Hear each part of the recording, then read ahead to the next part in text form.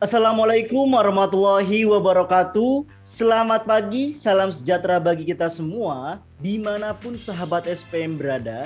Kembali lagi bersama gua, Fajar Sidik, di acara yang paling kece tentunya di Seni Pasar Modal, channel edisi 11 Oktober 2021. Pada edisi ini, kita akan ngebahas mengenai recapitulation pergerakan IHSG pada perdagangan kemarin itu seperti apa, khususnya di hari Jumat tanggal 8 Oktober 2021, serta kira-kira emiten apa yang menarik untuk dilakukan analisis ataupun untuk trading mingguan serta yang namanya trading harian, yaitu pada perdagangan hari ini dan selama sepekan apa aja. Oke, tanpa berlama-lama lagi, yuk check it out.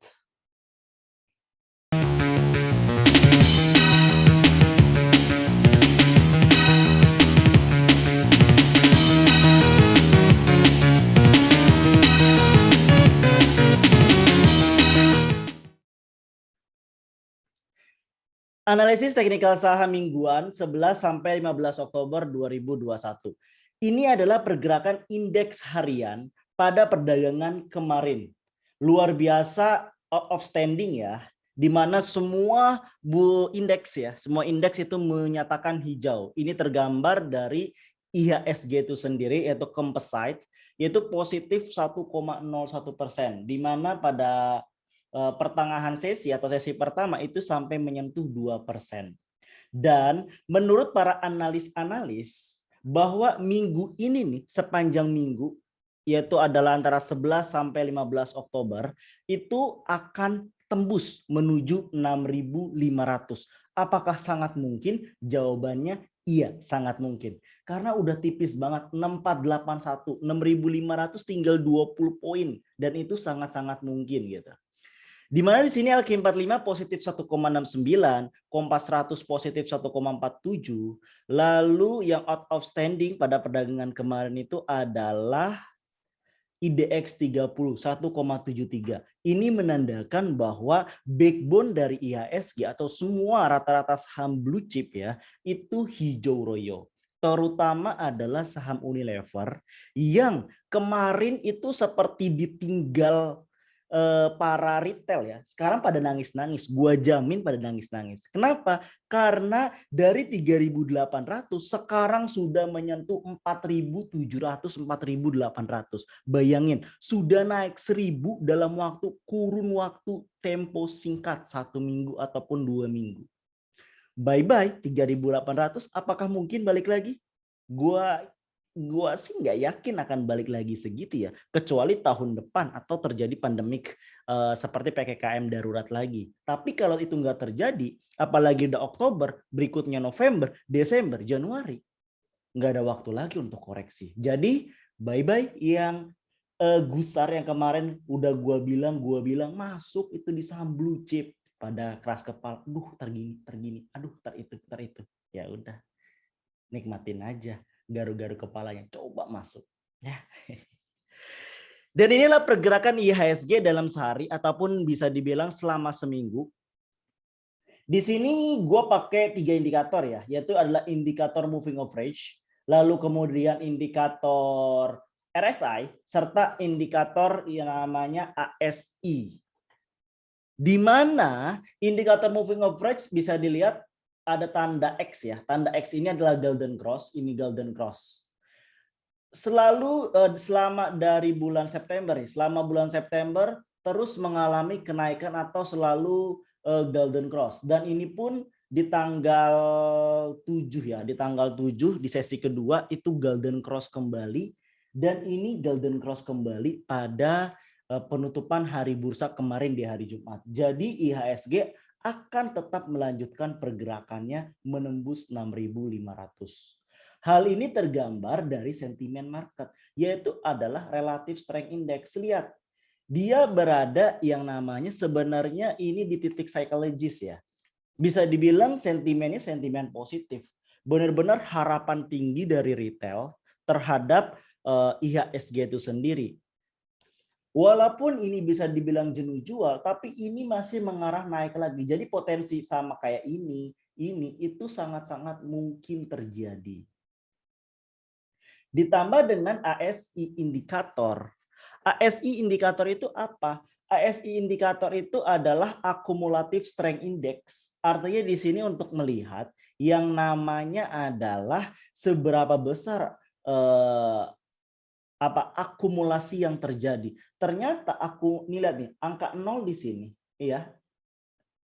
Dia udah akum sejak 22 September. Kalau kita ngikutin dari sini, harusnya kita udah hijau royo nih, udah jauh banget nih. Bisa dibilang ini adalah ketinggalan barang. Tapi nggak ada yang namanya ketinggalan. Apalagi untuk trading harian. Manfaatkanlah momentum-momentum ini untuk meraih untung sebanyak-banyaknya. Jadi IHSG dalam minggu ini pun masih mencoba akan menembus level resistennya di 6.500. Dan ini sangat-sangat mungkin. Pertama dari MA yang mendukung, lalu yang kedua RSI-nya mendukung, dan lihat akumulatif strength index-nya pun mendukung. Benar-benar akum tinggi. Kapan dikatakan distribusi? Saat garis ini berada di bawah 0. Maka itu fase distribusi. Artinya ini lagi fase penggerak nih. Siap-siap. Ini udah masuk ke fase partisipasi. Bentar lagi masuk ke fase decline. Karena udah terlampau sangat-sangat tinggi. Be careful. Jadi mingguan dan harian itu paling cocok dibandingkan kalau lu masuk untuk bulanan. Kenapa? Karena harga sudah mulai pada naik semua gitu. Jadi ketinggalan banget. Jadi tunggu IHSG sampai terkoreksi cukup dalam lagi. Dan ini adalah pom-pom news. Apa itu pom-pom news? Pom-pom news adalah berita yang dikeluarkan setelah bursa mengalami tutup. Atau artinya setelah Jumat sore jam 3 sore sampai hari ini nih dibuat berarti pagi hari Senin tanggal 11 ada berita-berita yang keluar, tapi yang menarik ada 4 berita dari sekian banyak. Yang pertama, Akulaku resmi jadi pemegang saham pengendali Bank Neo Commerce. Berita dari kompas.com, Jakarta, PT Bank Neo Commerce BNC dengan kode emiten BBYB menggelar rapat umum pemegang saham luar biasa pengendali RUPSLB pada Jumat 8 Oktober 2021. Dalam rapat umum pemegang saham luar biasa ini RUPSLB, BBYB mengesahkan PT Akulaku Silver Indonesia sebagai pengendali Bank Neo Commerce. Apa itu Akulaku? Akulaku itu seperti vintage ya. Jadi dia kayak pinjaman online, bisa kayak gitu. Jasa keuangan lah bisa dibilang kayak gitu. Artinya di sini BBYB berarti orang-orang yang meminjam dari Akulaku itu akan dialihkan, ya Akulaku akan dialihkan ke BBYB. Artinya di sini nih ke BBYB. Jadi ada yang namanya pelanggan tetap. Ya. Artinya di sini BBYB yang sebelumnya udah ada passive income dari digital. Nah, ditambah lagi dengan yang namanya Akulaku. Ditambah berita bahwa lagi gencar ini proses yang namanya rupiah digital. Jika ketiga ini di-combine, maka BBYB menjadi salah satu komoditi panas ya untuk dilakukan trading. Dan ini akan menarik perhatian dari trader tentunya. We will see bagaimana tanggapan pasar terhadap Akulaku. Kalau dari gua pribadi ini adalah tanggapan positif. Kenapa? Karena connected-nya itu terjadi dan mengakibatkan yang namanya kedepannya itu adalah pendapatan yang bertambah. Dan inilah yang diinginkan oleh investor. Jadi selamat, BBYB bisa menjadi pilihan teman-teman untuk dimasukkan watchlist. Berikutnya, bukan batu bara, shorter, ramal komoditas ini bakal diburu. Sebelum gua baca beritanya, bagi yang belum tahu shoulders, jadi bacanya shoulders, shoulders. Gitu kali. Udah gitulah bahasa Jerman. Nah, shoulders ini adalah salah satu perusahaan investment ya yang udah berdiri 200 tahun, di mana kalau misalkan lu ikut reksadana ya, kalau lu reksadana suka ada ini loh, apa namanya MIMI-nya, manajemen investasinya. Dan Schroders ini adalah salah satu yang paling baik dalam hal pengembalian return-nya gitu. Jadi dia selalu mempunyai penilaian yang selalu out of standing dibandingkan kompetitor-kompetitor lainnya di bidang yang sama-sama MI. Dan ini Schroders meramalkan bahwa menurut berita dari CNBC Indonesia ya, pasar saham di dalam negeri dinilai akan kembali mengalami kenaikan mulai tahun ini dan terus tumbuh di tahun depan. Kenaikan ini terjadi setelah investor menarik dananya besar-besaran sejak tahun lalu hingga awal tahun ini karena keraguan atas kondisi pandemik di dalam negeri. Bahkan PT Schroders Investment Management Indonesia, Schroders, memprediksi salah satu sektor yang bakal menjadi daya tarik investasi, yakni sektor tambang nikel. Catat, sektor tambang nikel. Saat MI berani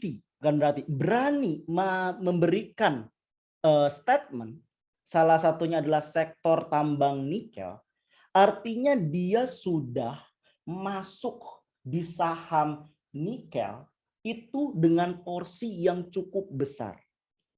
Tinggal bagaimana mereka mempermainkan psikologisnya bersama Barabanda dan Gajah untuk bisa bergantian manggung. Karena Oktober ini berdekatan dengan window dressing, artinya bisa di panggung di Oktober ini, bisa di November, bisa di Desember. Jadi tambang nikel sangat cocok banget buat lu sebagai swing trading. Baik itu mingguan, bulanan, ataupun momentum trading. Bisa lu masukkan di salah satu portofolio lu adalah sektor tambang nikel. Apa aja sih sektor tambang nikel? Yang paling jelas atau paling nyata ada Harum, ada Antam. Nah, dua ini adalah salah satu dari penghasil dari sektor tambang nikel di Indonesia. Sisanya lu cari aja di Google, banyak kok. Ya, jadi pastikan tambang nikel itu masuk ke dalam portofolio lu untuk swing trading, di mana target profitnya jelas di atas dari 30 bahkan 50%. Catat. Selanjutnya, berita dari kontan.com. Wow, harga CPO capai level tertinggi sepanjang masa. Lihat, ini kalimat penggiringannya. Capai level tertinggi sepanjang masa. Wow. Ya, itu kalimat penggiringan opininya. Kenaikan terjadi di tengah lonjakan permintaan komoditas dasar seperti minyak, gas, hingga batu bara, menyusul ekspektasi pemulihan ekonomi global. Kenaikan harga energi dunia tersebut membuat harga CPO yang menjadi bahan baku biodiesel ikut menguat. Kabar baik untuk para keluarga-keluarga CPO seperti minyak sawit tentunya ya. Ini menjadi setidaknya sentimen positif pada perdagangan hari ini. Semua emiten-emiten perkebunan yang berhubungan CPO, insya Allah nih ya, akan naik pada awal sesi nanti. Bahkan akan membentuk gap, percayalah. Next. Sorry. Di sini gue akan sedikit keluar konteks ya, yaitu adalah keprihatinan gue perihal ini. Robot trading makin marak, investor harus hati-hati. Berita dari kontan.co.id, tren platform perdagangan yang menawarkan robot trading kini semakin menjamur, mulai dari perdagangan forex hingga kripto. Kini sudah semakin banyak yang menawarkan fitur robot trading. Namun, nyatanya tak sedikit juga platform tersebut ujung-ujungnya hanya berkedok menipu dan menjadi investasi bodong. Apalagi banyak juga platform robot trading yang mengiming-imingi masyarakat dengan imbal hasil besar, minim resiko, dan tidak perlu melakukan kegiatan trading sama sekali. Gue cukup sedih dengan kata-kata ini, robot trading makin marak. Kenapa? Karena ini salah satu bentuk kebodohan ya, menurut gue kebodohan. Kenapa kebodohan? Karena di sini Allah menganugerahkan, Tuhan menganugerahkan otak kita nih dengan kapasitas size yang luar biasa besar. Bahkan Einstein pun menurut penelitian itu hanya digunakan sebesar 14-20% dari kapasitas seluruh otak yang ada. Dengan menggunakan robot trading ini atau artificial intelligence ya, artificial intelligence bisa digunakan bisa dengan kegiatan positif, contohnya untuk screening. Tapi menentukan analisisnya, gue pribadi adalah harus lu yang terjun atau setidaknya paham dulu teorinya. Jangan nggak tahu teori terus percaya dengan robot trading secara mentah-mentah. Kenapa? Karena nggak semua orang berpikiran, ayo kita untung sama-sama, kita kaya sama-sama. Enggak. Banyak oknum-oknum, ya sekali lagi banyak oknum-oknum yang akhirnya menggunakan yang namanya skema Ponzi. Apa itu skema Ponzi? Skema Ponzi di mana yaitu adalah gali lubang tutup lubang. Untuk misalkan target profit nih 10% per bulan. Dia ngambil dana dari yang lain untuk 10% ke sini dulu. Dari sini ke sini dulu, yang dari sini ke sini dulu. Terus ganti-gantian aja gitu. Yang lama-lama pada satu titik akan terjadi kolaps. Dan inilah yang harus dihindari. Skema Ponzi inilah yang menjadi bahaya bagi investor. Robot trading itu hanya sebuah program. Bagaimana tujuan dari program tersebut dibalikan lagi kepada penggunanya. Jadi be careful. Jangan sementara-mentah, wah ini ada robot trading, udah gue beli ya 1 juta langganan per bulan. Duit lu cuma 5 juta, yang ada lu boncos. Lu 1 juta buat per bulan untuk robot trading, tapi lu menghasilkan paling cuma 500.000 cuannya atau 200.000, ya boncos lah. Pikir, oke? Lebih baik lu analisa sendiri, lu experience dulu sebanyak-banyaknya.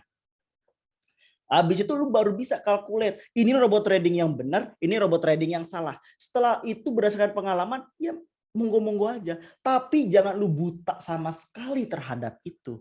Pengalaman itu penting, menilai terhadap robot trading biar lu nggak dibegoin sama orang-orang itu. Ya.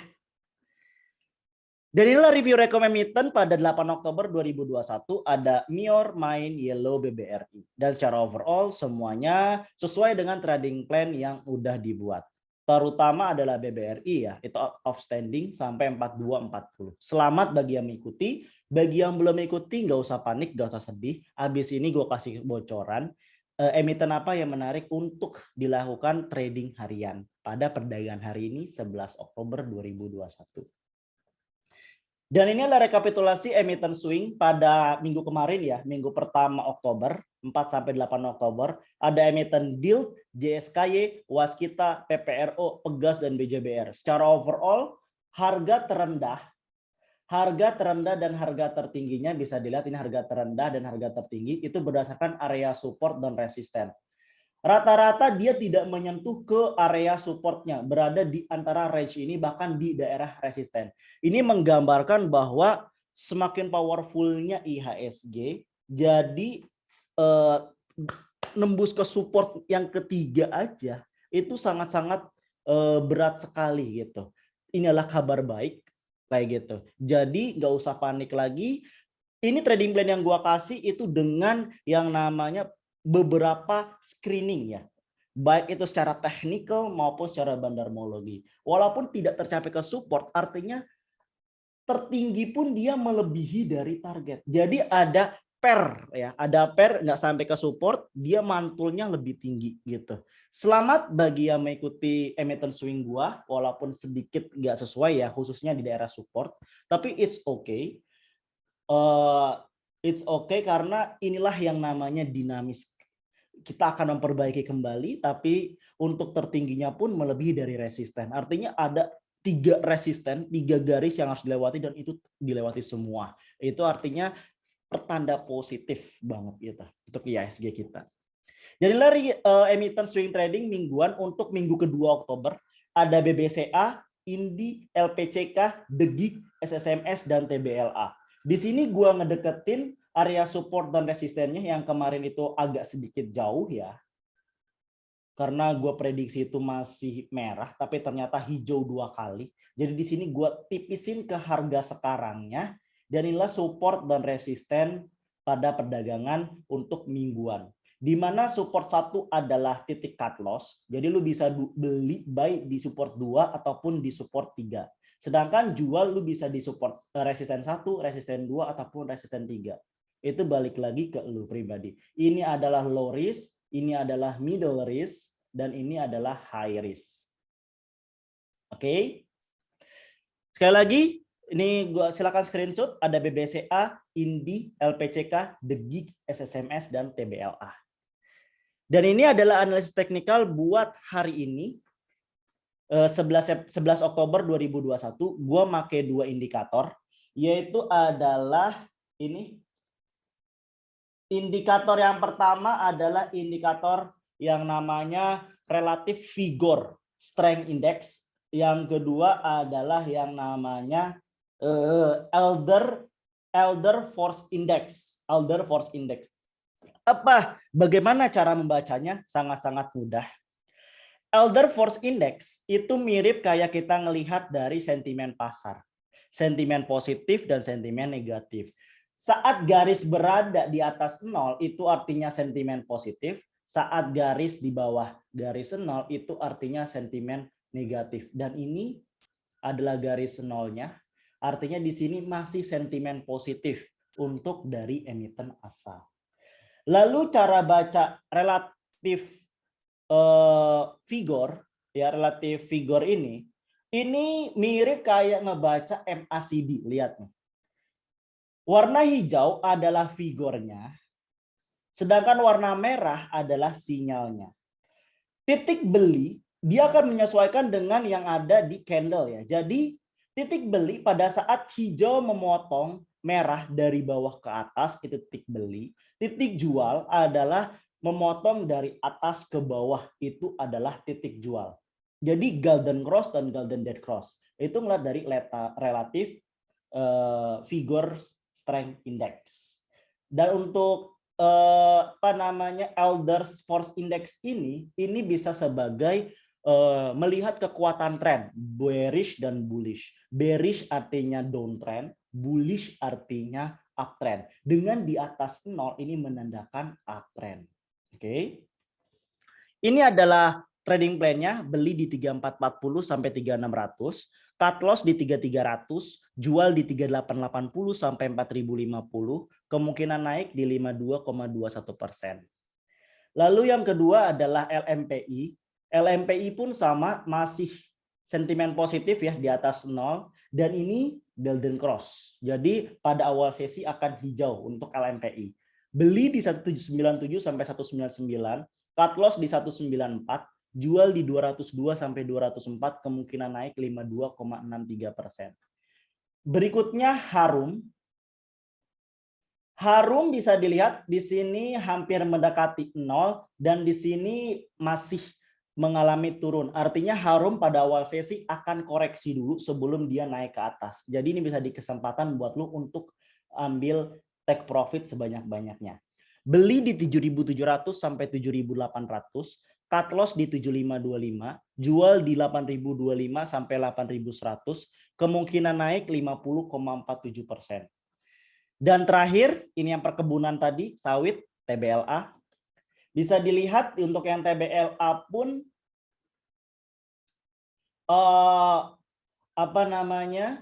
untuk ini masih dalam posisi bullish ya. Untuk force index-nya, elder force index masih bullish, sedangkan ininya belum mengalami golden cross atau golden dead cross. Golden cross-nya sudah, artinya sedikit telat, tapi ini bisa dimanfaatkan untuk masuk dulu untuk awal-awal sesi.